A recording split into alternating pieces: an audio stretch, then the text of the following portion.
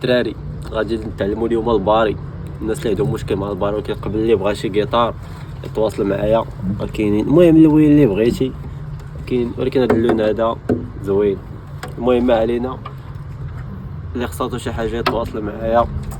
غتبقاو ب 850 درهم. نوريكم الباري، يلاه اجي معايا لهنايا. دابا انت واحد الانسان هاد الصبع ما عندك فيه مشكل، شنو كنديرو؟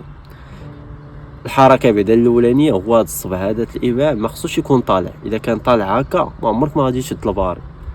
هذا يكون هابط الماكسيموم، يعني هنايا هاد البليصه هادي هي اللي تكون في هاد القنت هذا من التحت هكا، شتي من هنايا، ويكون صبع طالع. يعني شوف هاد الفراغ كاين هنايا بين يجي، شتي هاد الفراغ يكون يعني هاد الصبع اللوراني يكون هابط لتحت.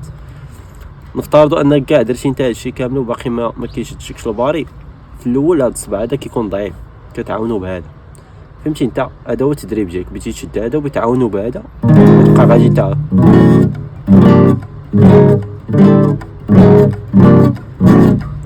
فهمتي، بحال قلت كتعاونوا حتى يعول على راسو.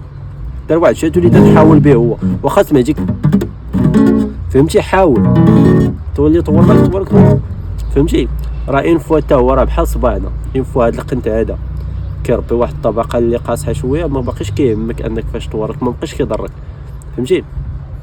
هو غير في الاول فين كيعرفجك، ولكن اين فوا تطرب لك واحد الطبقه هنايا مع الولف بطبيعه الحال بشويه بشويه حتى كتشد. هذا هو التمرين الوحيد ديالو باش شدو، يعني كتعاون بهذا من بعد كتخليه بوحدو، فهمتي. وراه الا ما كانش هاد الصبع الابهام هذا هابط لتحت ما عمرك ما غادي تشد الباري. يلا بيس ليكم الدراري.